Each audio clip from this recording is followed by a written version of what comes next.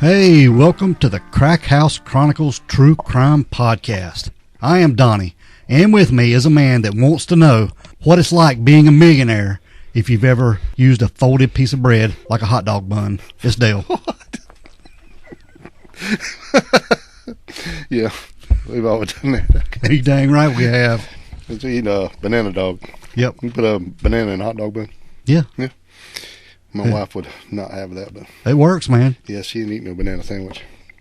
She ain't from here. She don't eat a banana sandwich? No. Why not? She ain't from here, I told you. She's a Yankee.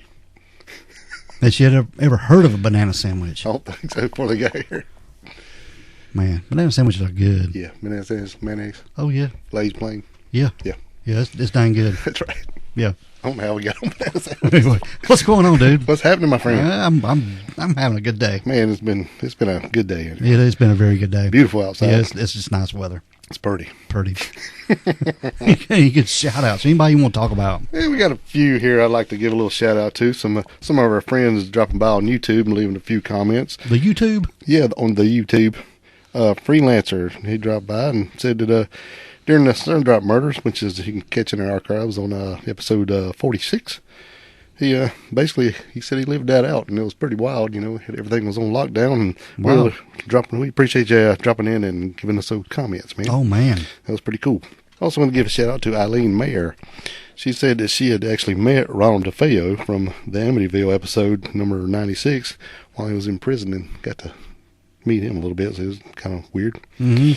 Anyway, said she couldn't really get a really good read on him, so he must have been, he's just kind of, I guess, ready to live it out, I guess so.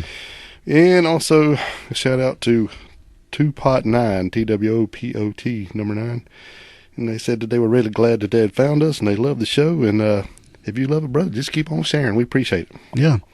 Thanks so much to all you guys and everybody who goes and spends their little few minutes leaving us a comment. Yeah, but just a little note on YouTube. We are a little behind getting uploaded to that. We apologize. My bad. No, it's all good. We just it takes a little bit more to put it on YouTube because you have to render it to a video, and we just once we get the podcast put out on all the platforms like Apple Podcasts, Spotify, and all that, we're pretty much done.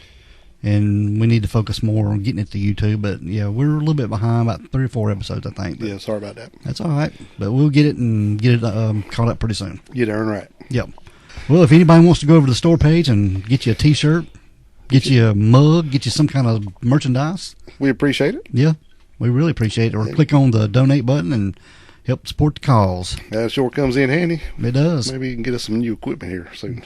Yeah, we need to be looking into some mics and different things. Some boom things, man. Yep. Whatever you call them. Yep. Booms. Yeah. All right, dude.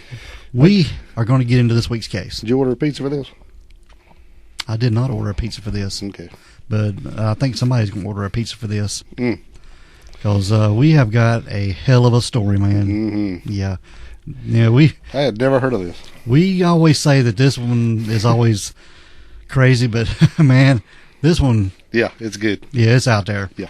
And our buddy Ben Richardson from South Carolina, he's going to get a kick out of this one. Oh, yeah. Yeah. He probably knows him.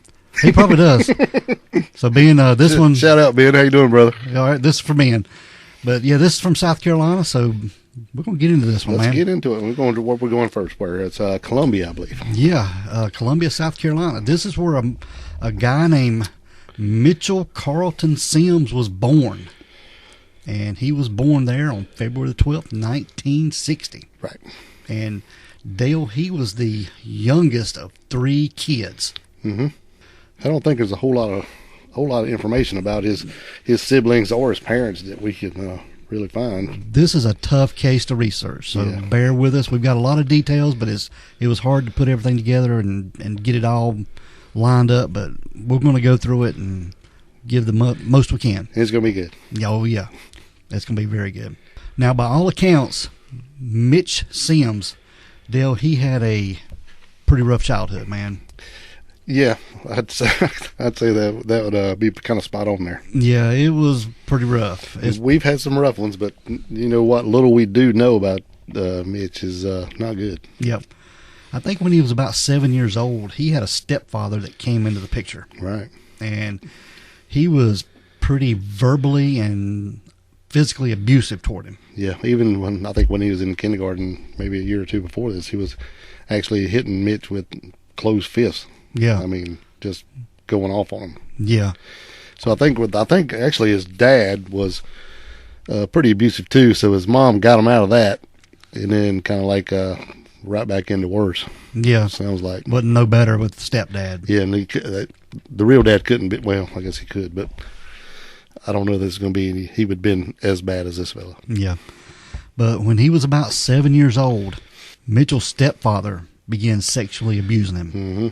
And it'd been reported that he was pretty traumatizing for him. Well, I'm sure. And he would get kind of withdrawn and reclusive sometimes. Yeah, probably just sit around and, I mean, what are you going to do? You can't tell anybody. I mean, it's... You can, but I mean, who's going to... Well, I mean, his family, because I'm sure everybody's getting there. I'm sure he was ditching it out to everybody. Yeah, and he was, because the stepfather would force Mitchell to have sex with his siblings and even his mother. His own mother. Yes. Now, this was a little bit later than when he was 7, but when he was a young teen or adolescent, yes, definitely was forcing him to do these things. Yeah. And that kind of takes the cake from all the ones we've heard before. And this is going to shape Mitchell Sims, I guess, into the person he becomes. Ooh. You know? Yeah. Yeah, it's bad. I mean, this is the worst that I've ever... I'm kind of stumbling on my words because I can't think of what I want to say, but man, forcing you to have sex with your own mother is just kind of... Yeah, it's like, damn. That's all I can say. Man. Somebody needs to be beating the stepdad with closed fists. Yeah, definitely. Yeah, beat the brakes off of him. Yeah. Yep. But now when Mitch turned 18, Dale, he enlisted in the Army. Do you blame him? No. He's trying to get the hell out of Dodge. Yep. I think that's probably what he wanted to do, just to change his life a little bit. Yeah.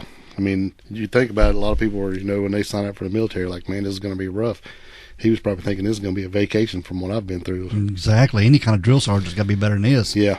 But from all accounts, he was a good soldier. Yeah. He done what he was told, and it's been reported that, he done pretty well. He could have moved on up into the Army if he wanted to. Right.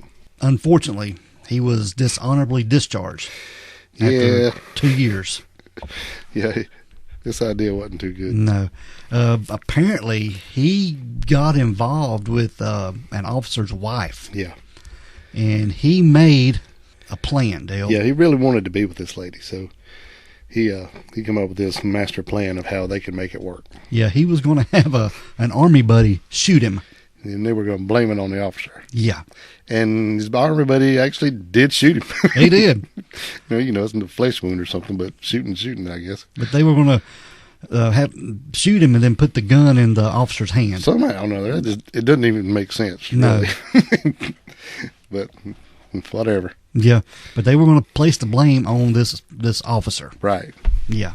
But I think the military and the Army, they seen right through that. Yeah, they didn't. Yeah, so I don't know. You think maybe he stole a gun from while he was over seeing the wife, using the officer's gun, and then would just plant the gun, and make the ballistics match up or something? Yeah. But I don't know. It's not a very well thought out plan. Yeah. That's got to be a good friend of mine. Hey, man, you shoot me. Yeah. Yeah. But Mitchell, he ended up in Fort Leavenworth, Kansas. Mm-hmm. Yeah, he was there for about 2 years. Yeah, so he didn't end up being in the military too long, even though he was a good soldier and had... he seemed to have a good future coming, and then all this happened. Yep, and he was dishonorably discharged, like we said. Yep, was in Leavenworth. Yep. Now, by 1980, Mitchell Sims was 20 years old. And he had spent about 2 years in the military. And he was trying to get his life together. And he returned to Columbia, South Carolina. And he ended up marrying a childhood friend of his. And her name was Teresa. And she was 16. 16 years old. So childhood, still childhood. Yeah, he's 20 and she's 16. Right. But they ended up having 3 kids together. Yep. So we're going to move just a little bit ahead to January of 1985. And after 5 years, he'd been out of the military. He's 25 years old, and he started working as a manager at a Domino's Pizza in Columbia. So he started out as manager, you think? Yeah, I don't know. He might have started out, maybe delivery boy and works his way up or something. Maybe so. But anyway, he was manager at Domino's. Yes. Right. And he was doing pretty well there from all accounts. Mm-hmm. While Mitch was working at this Domino's, he was a little bit older than the rest of the people working there, Dale. Right.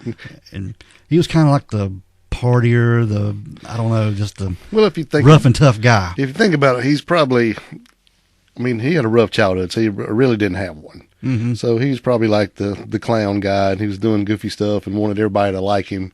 Even though he was a little older, he wanted to hang out with the younger crowd and do these things. And he had a little party trick he liked to do. Yeah. So, he liked to call himself the human ashtray. And he would take a cigarette and... A lit cigarette, yes. And put it out on his bare chest. On his chest. Yes. Now, that might make you really popular in some circles, but some people are going to go, this guy's really weird. Yeah. But anyway, that was one of his little things there to trying to get everybody to like him. I think he was just trying to get a little attention because he probably never ever had any. Mm-hmm. But now he had started working as a manager there at Domino's Pizza in Columbia, South Carolina. And from all accounts, he was doing pretty well there. Mm-hmm. Making money and had a good job, keeping the family together. Yeah. Raising three youngins. 3 youngins. And, he liked working there. But there was a dispute between him and his boss about some kind of low pay or a bonus or something. Yeah, it's not really clear. It was a bonus or something, but either he didn't get the bonus, or it was like a portion of the bonus, or something about money. Mm-hmm. Yeah. But there was a falling out between them. Yeah. He got a portion of it, like you said, or something. But anyway, he was pissed off. Yeah, he was pretty pissed. Yeah. And he tried to get everyone that worked there to quit. Yeah, he's like, we'll just get everybody to quit, and we'll show them. We're going to protest. Right. But as far as trying to, organize a strike against the company, he wanted to start working for a picketing company to, picket against Domino's. So he was trying to hire a picketing company, or yeah, was he working for? Oh, okay. So, and I didn't even know this existed until not too long ago, when you see people protesting on TV now, and then you find out there's ads to join our protest, and we'll pay you and take you over, and all you got to do is hold a sign or whatever. So, this is pretty wild that it goes back that far. Yeah, but he was trying to get his coworkers to join in on him, but they weren't joining in. Well, do you blame them? No. Just because you didn't get your money, I want to quit my job? No. And this made him more pissed. Yeah. And even pretty much bitter. In 1985, he was fed up with the way everything was being treated, and he sent a complaint to the corporate offices of Domino's. That's like Michigan, I think. Yes. Yeah. But he never got a response. Well, imagine that. Yeah. But he did quit his job, and he worked a series of odd jobs. So the whole time he was doing all this stuff, he was still working. Yeah. Even though he was... I'm mad, but I still need money. Yeah, he was having to support his wife and 3 kids. Right. Yeah.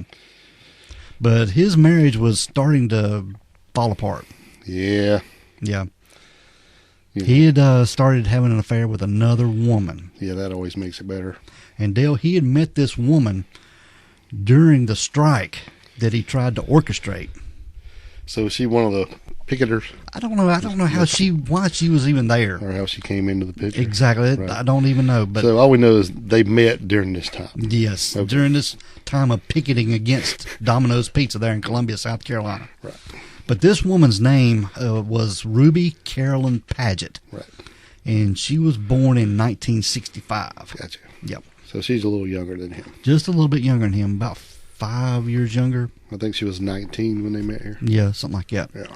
But she had come from a pretty impoverished family. Mm-hmm. She wasn't any better of a childhood than Mitch had. Right. You know, she had abusive parents, and father was an alcoholic, and he would regularly beat Ruby's mom in front of her. Yeah, they just moved from trailer park to trailer park, probably getting thrown out of every trailer park for being so abusive and raging alcoholic. Yeah. So when Ruby was about 15 years old, she got out of there. Yeah. She ran away from home. And, yeah, pretty rough life. And she was, like she was, even when she was living at home, sleeping from couch to couch. Yeah. Just going wherever, somebody that would take her in. Yeah, bed to bed, house to house, whatever she had to do to get somebody to take care of her. Yeah. But we're going to post pictures of Mitch and Ruby, but Ruby was a fairly pretty girl. Yeah. So it probably wasn't too hard for her to find some man to help take her in for a while. Yeah. And then she was using them just like they were probably using her. And then she would stay there for a while, probably until either they started beating her or whatever, or then she'd find somebody better who could do a little better job of taking care of her. And then she would just keep going. And I'm sure it was a pretty vicious cycle. Yeah. Pretty much back and forth. Right. So in the summer of 85, that's when she met Mitch. Their connection was pretty instant. I mean, they ended up like a connection. They had a pretty solid connection from the get-go. Yeah, because nobody understood them like they understood each other because they come from the same place. Yeah. So, crappy childhoods. Yeah. I'm sure they probably had a deep connection there just for that reason. And they probably had a lot to talk about, especially with their childhoods. Mm-hmm. But they ended up moving into a trailer in North Charleston, South Carolina. Mm-hmm. And they were going to start their life there together. So basically he just left his wife and kids and took Ruby and moved to the trailer park. Yeah, in North Charleston. Okay. And get this, Mitch started working at a Domino's. No. Yes. I guess, he's got experience, so they can need money, and that's probably an easy hire, Yeah. Right. Yeah. You'd think. But he started out as a delivery driver. Yeah.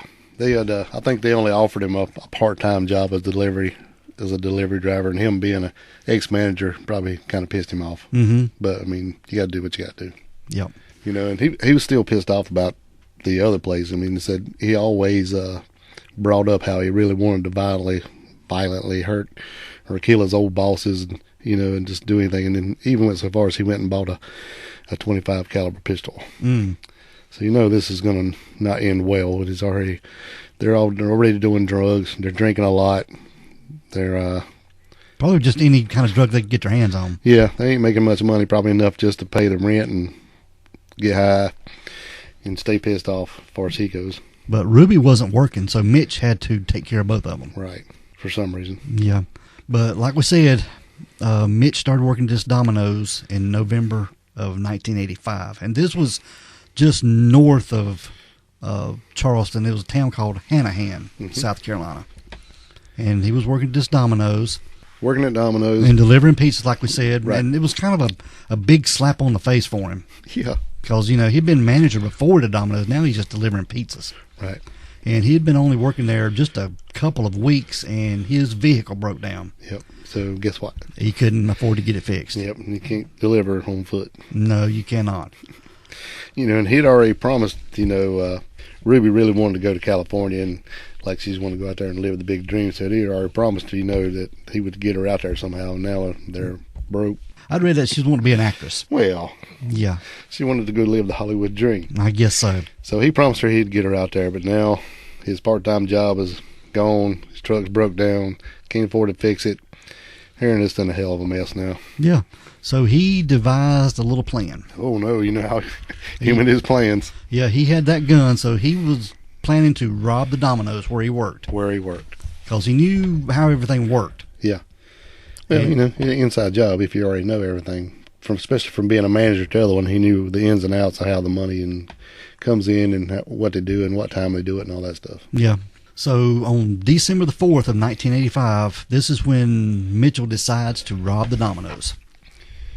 And there's not a lot of details on this robbery because both of the employees there, they get killed. So we're going, we'll talk about that. But spoiler alert. It's a big spoiler alert, but there's not a lot of details on it. Right. But on that evening, there were two guys working at this Domino's. One of them was 24-year-old Gary Melky and 24-year-old Christopher Zare. Chris, he was originally from Oakley, Kansas, and Gary was from Moorhead, North Carolina. And I think they've been pretty good buddies. They went through the Navy together, basic training. I think they're still in the Navy. Yeah, they were still in the Navy. Yeah. And they were working at the Naval Hospital there. Right. They're like orderlies, I believe. Yeah. But they were delivering and working Domino's on the side. Right. because they wasn't making enough money there at the hospital. Yeah, so they both picked up a little job here at Domino's. Yeah, to supplement their income. Mm-hmm. Like I said, they would work at Domino's at night and on weekends, and Chris would help deliver, and Gary would be the assistant manager. Right. Yeah. Yeah, I don't think he was really looking forward to be, or not. That wasn't his goal to be the manager of Domino's, but he had worked his way up a little bit. So Mm-hmm. whatever you got to do to get a few more dollars, I guess. But from all accounts, these two guys were pretty upstanding guys. Yeah, sure. I mean, they were just really nice guys. So just before midnight, Mitchell came into the Domino's just before closing, and he waited until he knew there were only two in the building. Mm-hmm. And he used his gun to get them both on the ground and then cut the cords to the phone line. Right. And he bound both of the men up. With those phone cords. Yes. Mm-hmm. And pretty much trashed the place and took the money. Yeah, well, you know, Domino, especially back then, there's no eat in or not, and so it's, there's not going to be many people there. So, and he knew the things are right near the end of the night where they had the most money, so he just waited to come in, just like he wanted. Well, and plus in 1985, there weren't no debit cards or anything like that, so Right. they had cash on hand. Yeah, so it was either cash or check. There wasn't no other way around it. Yeah, The debit card was not a thing. Mm-mm. They may have took a credit card, but that was Very rare. very rare. Yeah. But he came in and trashed the place and took the money. Mm-hmm. But he didn't want to leave any witnesses. Yeah, especially since he worked there and he knew the guys, which to me makes it that much worse. So he, in an execution style, he shot Chris and Gary and left. It was pretty bad. Chris was killed instantly, and Mitchell shot Gary. Yeah, we really don't know how many times Chris was shot, but he was killed. Now, we know that Mitchell had shot Gary 4 times. Yes. Like once in the temple, once in the jaw, once at the base of the skull, and even in his neck. But for somehow, he didn't die. No, he was shot 4 times in the head and didn't die. Now, get this. He managed to loosen himself up, get to his truck, and drive to the police station. Just down the road. Yeah, it wasn't very far, but Right. still with 4 bullets in your head, Yeah. he ended up doing that. And he managed to get into the police station. This was somewhere between 2 and 2:30 a.m. Yeah. with gunshot wounds. I'm just blown away by that. Yeah, it's crazy. Yeah. Blood everywhere. So, when he come walking in, it looked like something from Walking Dead, He had teeth missing. Yeah. It looked like he'd just been shot directly in the mouth, because I guess that's probably exit wounds. Yeah. God almighty. Mm-hmm. And he still had the phone cords wrapped around his wrist. Yeah. So he had just gotten loose from wherever he's tied up or whatever, but he didn't get the cords off his wrist, but he still was able to drive his truck to the police station. And he did manage to say that there's a robbery at the Domino's. Right. What a damn trooper, man. Oh, yeah. But the police chief there at the time, his name was Melvin Ballou. And he said this guy, it was just divine intervention for him to be able to get there and tell him all this. What do you think about it, man? They're sitting there, probably not a lot going on, because this town's not very big at all. Mm. And the door busts open into the police station. This guy comes in with his hands tied, wearing a Domino's uniform, bleeding all over the place. Mm-hmm. That would probably freak them out. Because you think there's probably not a whole lot of police, because like I said, it's a pretty small town. Yeah. Pretty new town, too, at this time. Yeah, it wasn't very old. It was just a small town outside of North Charleston. Right. But they did get Gary to the emergency room. Mm-hmm. And they sent an officer with him. yes, to be able to try to get any information from him that they could. Sure did. But they managed to get to the Domino's, and there was blood everywhere. Oh, I'm sure. And they noticed that the phone cords had been removed and that the register and safe were open. Cash is all gone. It was gone. And they got to the back of the store, and that's when they found Chris there. Yep. He was in his Domino's uniform, and he was shot in the head. Yep. And he was also bound with the phone cord, just like Gary. Yep. Pretty sad. Yeah, and they found out, he was dead when they found him. Yeah. Now, they did call in the Charleston PD, the crime unit there, to help, because they were better equipped with this kind of stuff. Yeah, like I said, they're small. They Yeah. just get started out or whatever, and I'm sure Charleston's, probably got a pretty good crime unit. Mm-hmm. And, there wasn't no DNA back then. I don't think if they could get anything, they probably couldn't test anything like that. Right. So they probably only had a result to fingerprints, and you know how bad that'd be in a restaurant. Mm-hmm. There's probably fingerprints everywhere. But they did manage to recover a bullet that had exited the head of one of the guys. It was lodged in the wall. Wow. And they discovered that it was a .25 caliber. Right. Yeah. Meanwhile, at the hospital, Gary's in critical condition, and they managed to stabilize him enough just to get a description of the shooter to the officer that went with him. Mm-hmm. And he's like, "Yeah, we know who he is. He's like, he's the guy we just hired. It's Mitchell Sims." Yeah. Which is crazy. Yeah. Said they had to keep wiping the blood out of his mouth so he could even speak. I can't imagine, man. Mm-mm. No, I can't imagine at all. What's going through this guy? I mean, can you imagine how much kind of pain this dude's in? I can't even imagine, man. He's a trooper. Chipped a tooth before. I mean, your teeth blown out of your head. Yeah. Can't imagine, man. Can't imagine. No. Yeah, so he gave him the name and a good physical description of Mitchell. Yeah, and they found the manager for that Domino's, and they was able to pull this guy's application. Job application. Yeah. So I think they talked to some of his family, and I believe it was his mom and maybe his wife. Yeah. And they told him that they knew that he was living in a trailer somewhere with a woman named Ruby Padgett. Yep. So then they tried to call some of her family members too, but I don't know if they got a hold of any of them. So then they went to the trailer park. They went that night. Yeah, but they had to call in it was in North Charleston, so they had to call in those guys because it's a different jurisdiction. Yeah. Yeah. But when we got there, they couldn't figure out which trailer it was for some reason. Yeah. But when they couldn't find out which trailer it was, they came back later that morning because... Yeah, it's the middle of the night. Yeah. They went and got a search warrant. Mm-hmm. Yeah, and came back. By this time, it was too late because Mitchell and Ruby had managed to flee. Yeah, they'd started checking airlines, bus stations, and motels in the area to help with the investigation. Yeah, I think they called in the FBI to make sure they could do all this. Yeah. They could get out with airlines and all that stuff, like you said. But Mitchell did get away with $1,100 from the Domino's. Right. $1,100. But him and Ruby, they got on a bus that night, and they lit out of town. Yep. They were headed across country. Cross country. Yep. And they ended up in Glendale, California. But getting back to Charleston, Dale, police were expanding their efforts, and they had received the news that Gary Melky had passed away. Yeah. Yeah. He didn't make it. No. But he was able to give a lot of information and a lot of testimony. Yeah. Up till, I guess, he passed away. Yeah, it was a couple of days he made it. Now, just to fast forward a little bit to December 8th, like we said, Ruby and Mitchell, they arrived in Glendale, California. They found their next target, Dale, right away. Started casing, guess where? Domino's Pizza. Domino's Pizza. Yeah. Yeah, I think they cased it pretty much the first day they got there, and I think they actually went in and asked for directions to a hotel. Excuse me, a motel. Yeah, so they couldn't afford a hotel. Right. And so there was one just down the street from it, so they left there, and I think they ended up going to a drugstore and bought some socks, some underwear, a clothesline, and a knife, and then headed over to the motel. Yes. So it was around 11 p.m. that night.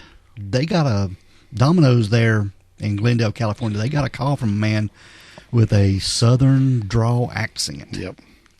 And he asked for a pizza to be delivered to room 205 at the Regal Motel. Yep. There in Glendale. Right. I think it's a Roadway Inn now. Regal. Something. It's still there. Yeah, it's still there, yeah. Yeah. And room 205 is probably still there, too. Yeah, that'd be pretty wild. Yeah.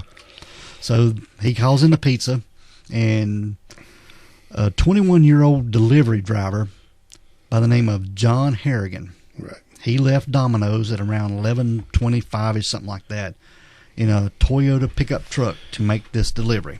So there were 3 guys working this late night at this Domino's. And the assistant manager, his name was Corey Spearoff. There was a 41-year-old delivery driver there. His name was Ed Sycom. Right. And they were there, Domino's. Yeah, while he went to make the delivery, they were getting the money together because that was assuming going to be the last sale of the night. So they were pulling the cash from the drawers and getting ready to make their night deposit. So so that's why Ed was helping Corey get everything done. So as soon as John got back, they could get out of there. Yeah. Right. So while they were back there getting the money together, the front door comes open. Yes. And they thought it was John. coming back. I guess they heard like the bell or whatever they had on their front door, so they knew somebody coming in. Well, they thought it was John coming in. Mm-hmm. They thought they could just, it's time to go. Yeah. Yeah, they could count up and go home and be done. Right. But yeah, when they come out and looked at I guess there in the restaurant, they saw Mitch and Ruby. Mitch and Ruby. Yes. Yep. And they were just standing there.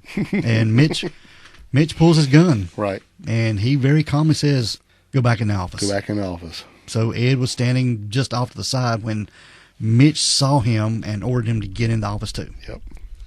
And this is when Corey tells him that their delivery driver... Yes, and you better watch out, man, because you don't know if you want to do this, because there's going to be a delivery driver showing up. John's coming back. Yeah. And we don't know when he's coming back, so, better be, just letting you know. Yeah, trying to warn him, like trying to scare him off, really. And this is when Mitchell opened up his jacket a little bit. He's laughing at him. Yeah. And to reveal that he is wearing a Domino's uniform shirt. Yeah, so if you think about it, he's like, you better watch out, man. This guy's coming back. And he just pulls his shirt open like Superman to reveal he's wearing John's Domino's uniform shirt. Wow. Name tag and all. Yeah. How creepy is that? That is. And he goes, I don't think he's coming back. That's messed up, man. Yeah. Oh, no, I don't think so. Yeah. It's like something you'd see in a movie, man. Man. So them two dudes is like, oh, shit. Yeah. Yeah. And that's when all hope just fell out. So this is when Corey and Ed were told to go behind the counter, and Mitchell found a bank bag, and he handed it to Ruby to collect the money. Yeah, told her to start collecting the money. And Ruby had a butcher knife, and it was the one I guess they bought at the drugstore. Correct. And she was collecting the money. Mm-hmm. And he was also telling Ruby to watch for fingerprints, and she was wiping everything down that she had touched because they didn't want to get caught. Right. And this is the perfect time to rob them because they're going to have the max money that they're going to have. Yeah. Yeah. And you'd think being in a different town, it'd be easy to get away with. Mm-hmm. But it wasn't. Mm-mm. And it was about this time they hear someone come in the store. So I guess the little bell dings again. Yeah, and someone yells out, "Hey, is anybody in here?" And I bet they're like, "Oh, shit." Yeah. And they recognize the voice, Corey and Ed. They recognize the voice. Yeah, it's like, oh no. Yeah. And it was a co-worker of theirs that just happened to show up to order him and his wife a pizza. Yeah, he just stopped by to say, "Hey, what's up, guys?" and grab a pizza and go home. And his name was Richard Wagner. Right. And it's at this point that Mitchell tells Corey, "You need to go out and take care of this, and don't say nothing while he holds Ed at gunpoint." Yeah. Yeah, or I'll just blow him away. And Corey goes out there to take his order, and Richard is trying to be buddy with him. Hey, what's up, man? Yeah. And Corey just businesslike, wouldn't even look at him. Just wouldn't look in his eyes or nothing. "Can I take your order?" He's just writing stuff down, and the guy's like, "Dude, what's going on?" It's like, "Can I take your order, sir?" Yes. Just being all serious, and the guy's like, "What the hell's going on?" Yeah. So I'm pretty sure, he'd be really confused about why he's acting so weird. So he's pretty lucky that Mitch didn't catch on. Mm-hmm. And it was about this time when the phone started ringing. Yeah, the phone started ringing. Yeah. Mitch picks up the phone. Yeah, while Corey is out there talking to Richard, Mitchell comes out of the office, smoking a cigarette, wearing that Domino's uniform, and picks up the phone. With John's name tag. Yeah, my God. And thanks for calling Domino's. This is Mitch. How can I help you? Yeah. What the hell, dude? Yeah. Yeah. But he knows exactly how to do it, and so I'm sure nobody thought nothing about it. And then, except for the guy at the counter going, "Who is this guy?" Just walking out, and especially if he worked there and you never seen this guy before. Yeah. So it's pretty wild. Yeah, so Richard's standing there, and he's looking at this guy that he knows everybody that works there, and he's never seen him before. Right. So this is kind of confusing. Alarm bell's going off crazy in his dude's head. Yep. It's like, what the hell? But Richard, he finishes his order. Yeah. And this is when Mitchell tells him to go wait in his car. Yeah. Yeah, just go on wait in your car, buddy. I'll bring your pizza out to you. Yeah. Okay. So I guess Richard's kind of, putting two and two together at this point. Right. And there's no cell phones or nothing, so he just got to go sit in his car and wait. Mm-hmm. He can't, he's probably freaking out about the whole deal, but he can't do anything yet. Mm-hmm. So Mitchell goes to the back and makes Richard pizza. Fixes him a pizza. This dude, man. He's all over the place. I guess he's just, I was going to say cool, calm, and collected, but I guess that's all you can say. But he makes Richard's pizza, then takes it out there to Richard. Yeah, here you go, buddy. Have a good night. Yeah. But Richard drove off, and he went to a payphone. Yeah, straight to a payphone. Yeah, and he called his manager there that worked there at the store. Right. So I believe the place is getting robbed, boss. Yeah. And then he hung up and called the cops. Yeah. And told them the same thing. So, man, you think about it. If Richard don't stop in, what's going to happen? Who knows, you know? Mm-hmm. But this was when Mitch, he ordered Corey and Ed to get into the walk-in cooler. Yes. So they get in the walk-in cooler, and it's, you know... Pretty cold. Yeah, about 35 degrees, you know. It's not... It's cold. Yeah. Yeah. But he tied Corey's hands behind his back and took the rope and put it over the top shelf of the rack. Yeah, it's like a 3-tier rack. Yeah. Yeah. And then pulled it down so that Corey's arms were like... Extended way over his head. Yeah. Yeah. And he's on his tiptoes. Yep. So if he come off his tiptoes, it'd be like he was being hung. Well, he pulled it tight over the tiptoes and then tied the other end around his neck. Yeah. Yeah, like you said. So if he come off his tiptoes, then the tension goes around his neck. So he basically would hang himself. Yeah. Yeah. Can you imagine? No. And it's 35 degrees. Yeah. So you know your feet's going to get numb. Yeah. End up hanging yourself. I mean, you could hold out a while, but I don't know how long. Mm-mm. And then he tied the other guy up the same way. Tied Ed up the same way. Mm-hmm. Yep. That's when they said, well, what happened to John? What's going on with that? And they said, don't worry about it. They'll find him after they find you. Yes. Man. Wow. So that's when they shut the door to the walk-in cooler, and they left a little after midnight and just left them in there. Yep, left him for dead, I guess. I guess because they didn't know these guys. Right. They wasn't like ones they'd worked with like he did in Charleston. Exactly. Mm-hmm. So it made it a little bit different, I guess. Yeah, but, you know, it ain't like Mitch ain't very recognizable. Yes. And we're going to post some pictures of Mitch. I mean, he is very distinctive looking. Yeah. Yeah. You got the hair bear bunch going on. Mm-hmm. But Richard was able to get a hold of the police, and they did discover that it was being robbed. But when they got there, they found Corey and Ed hanging from the shelves, struggling to keep themselves from choking to death. I think they had managed to loosen a box and be able to stand on that. Yeah, I think it knocked a box off the shelf or something. Yeah. This is about 12:30, I'm guessing. Yeah, so they hadn't been in there too awful long, but still, it's 35 degrees. Yeah. It don't take very long. No, it doesn't. Right. Especially if you're hanging. But they were able to save these two guys, and they got them warmed back up. Right. They come in there to save the day. Yes, they And did. then they go, shit, wait, what about John? So they got looking to find out where that pizza had been delivered to. Right. It's like there's another one, a delivery driver, and then they got to telling the cops about the guy coming in wearing his shirt and everything. So that's when they went to look back to see where they had delivered the pizza to. And it was to the 205. room 205. And when they got there, they had the manager open up the door, and they noticed the sound of some water running from the bathroom.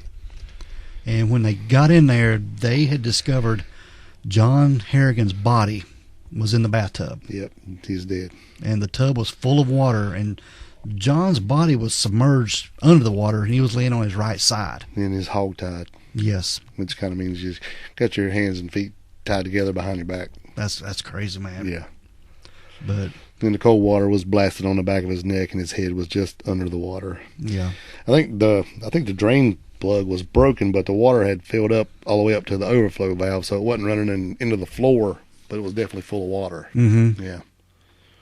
I think I'd read too that it wasn't determined if he died from strangulation or drowning, because they did find a little bit of water in his lungs. Yeah, but not very much. Mm-mm. And I think basically the ligature is what killed him, but I guess does it really matter in the end? It don't matter. Right. But there was a sock tied around his head to hold the washcloth. There was a washcloth in his mouth, too. He had a washcloth in his mouth, a sock around his head, and then he had a pillowcase over his entire head tied with a rope ligature, and it was the same kind of knots that was on all the other ropes. Yes. But they didn't find any money or car keys belonging to John there at the hotel or the room or anything like that. Right. And I think the ligature was pretty deep into his neck, so that's probably basically what killed him. And then they had some kind of frothy stuff in his lungs. It wasn't very much. It was more foamy, I think, what they found. But that would be way later, autopsy report. But get this. They did manage to get a fingerprint. Yeah, one fingerprint. Off the inside of a toilet paper roll. Who's smart? That's smart, man. Who would think to look there, man? I don't know. That's awesome police work. But it ended up being a match to Mitchell Sims. Yep. As careful as he is about, always being overbearing about fingerprints, Mm-hmm. the one on the inside of the toilet paper roll. Yep. Now get this, Dale. When they were in the Domino's and they were robbing it, they mentioned to the two guys working there they were going to San Francisco. Yeah, they said he had asked the guys what time did somebody come in the next day to open the freezer, and they said it'd be 11 o'clock. Mm-hmm. So he had planned on leaving them there all night, and he said, well, by 11 o'clock we'll be in San Francisco. Yeah. Right. But they didn't go to San Francisco. No. Mm-mm. Nope. That was kind of like a little sucker thing here. Yeah, a little sucker punch maybe. Yeah. I don't know. Rope-a-dope. Mm-hmm. I'm just kidding. We ain't really going there. Mm-mm. Now get this. The Glendale, California police, they ended up calling the Domino's corporate office, and they were trying to find out about the murders in Hanahan, South Carolina. And they were trying to think that the two might be connected in some way. Well, they had a lot of similarities. They Yep. said, yeah. But both Domino's franchises on both sides of the country, they got together and compared notes. Mm-hmm. And they did find similarities. Pretty cool. Yes. Two Domino's on opposite ends of the country. Well, hell, it shouldn't be hard for them to figure out if they were similar. They knew the guy, before he passed away, gave him his name and the description, and these guys surely know his description, and if they were paying attention, they knew his name was Mitch because when he answered the phone. And even when they went to the hotel room, and went to get the manager to open the door, it was registered in Mitch's name. Yeah. Yeah. How crazy is that? How stupid is that? Yeah. I mean, nowadays it's probably almost impossible to put a hotel room in a fake name, but then it wouldn't been, especially a little flea motel like they were staying in. Yeah. And Corey and Ed, they went to the police station. They showed them a bunch of mugshots, and they did pick Mitchell out of... Yeah, immediately. They showed them like 8 pictures, but as soon as they saw him, they knew exactly who it was, yeah. And actually, they were getting to the point where they were going to put Mitchell Sims on the FBI's 10 most wanted list. It was getting to that point. Crazy. I mean, they were on a killing spree across the country pretty much. Yeah. Yeah, they were going to get him. So these two Domino's, they got together, and the corporate office of Domino's, they offered up a $100,000 reward for any information leading to the capture. Mm-hmm. And this was 1985. So $100,000 in 1985, man, that's a pretty good chunk of change. Heck yeah, it's pretty good hunk of change now. Yeah. So on December the 21st, this was 11 days after the murder of John Harrigan there in Glendale, California. Police, they find an abandoned truck in a casino parking lot in Las Vegas, Nevada. Mm-hmm. Yep. Would you like to know where that was when you was out there? Mm-hmm. I could have just went over and checked it out. Yep. You could have. Could have made a little video in there. That'd been cool. But when they found the truck, they traced it back to John Harrigan, and it'd been wiped clean. Mm-hmm. And everything else had been wiped down, but they found John's Domino uniform and tag on the inside. Yep, his name tag and his uniform. Yep. And just before midnight on Christmas Eve, the police there in Las Vegas, they got an anonymous tip. Sure did. That Mitch and Ruby were hiding out in a motel nearby. Mm-hmm. And the police, they found the hotel and immediately went to it. What they did, they got an anonymous tip from a man that had been in a local bar there in Las Vegas, and he did end up having a few drinks with Mitch and Ruby. Yeah, he was hanging out with them. Yeah. And I'm sure they were telling him everything they'd done. Well, not everything they'd done, but where they were staying. And oh, yeah, where they're hanging out, blah, blah, blah. And they was all partying together. Him looking like he does, it's not going to be that hard to figure out who he is once if you ever saw the picture. Yep, exactly. So he called in the tip. Yes, to he let did. him know where he was staying. Yep. And this guy, it hadn't been disclosed, but he ended up getting a $100,000 reward. Mm-hmm. Well, hell, he deserved it. Yeah. And then when they got ready to go over there to get him to go over to this motel, they didn't know what was going to happen. They thought maybe this guy's going to go out in a damn, blaze of glory, to say. Yeah. But when they get to the hotel, they go to the door and... Yeah, they're loaded for bear. Everybody in the parking lot, guns just ready to go. All pointed at the door. Yep. And Mitch opens the door. Knock on the door and he opens the door. Hands raised above his head. Yep. Yeah. And that was it. And Ruby's sitting there on the bed. Yep. So they they arrested him without incident. He said it was probably one of the easiest arrests they've ever made. Yeah. I can't even imagine. I mean, doing all this all across the country and then just... Yeah. You know, and that police chief, he was probably just nervous as hell about knocking on that door and just thinking what's going to happen, you know. Mm-hmm. But they searched the room top to bottom, and they did find the fully loaded .25 caliber gun. It was under the mattress. Mm-hmm. And they found the cash bag from the Glendale robbery. Right. And it was on a table by the bed. And this is the weird part, Dale. They found a yellow page that was torn out from the Las Vegas phone book where Mitch and Ruby had circled local pizza places that they were in the process of planning their next hit. Yep. So they was already setting their sights on the next one. Yes. Merry Christmas to somebody. Yeah. Crazy. But Mitch, he surrendered without incident, but Ruby, she was throwing Mitch under the bus. Oh, yeah. Yeah. She was saying that she was just along for the ride, and all this was just Mitch that was doing all this. Yeah, well, you know that was coming. Yeah. Yeah. So much for true love. Yeah, and I don't think he was really denying a whole lot. I think he even kind of gave a half-assed confession when they got him, didn't he? Yeah, pretty much. Because he asked them about the two guys there in North Charleston. You know, so they didn't want to leave any witnesses. Right. Yeah, they asked him why he had to kill him. He said, well, he didn't want to leave no witnesses. That's crazy, man. Especially if he worked for him or worked with them. They knew who he was. It was just sad.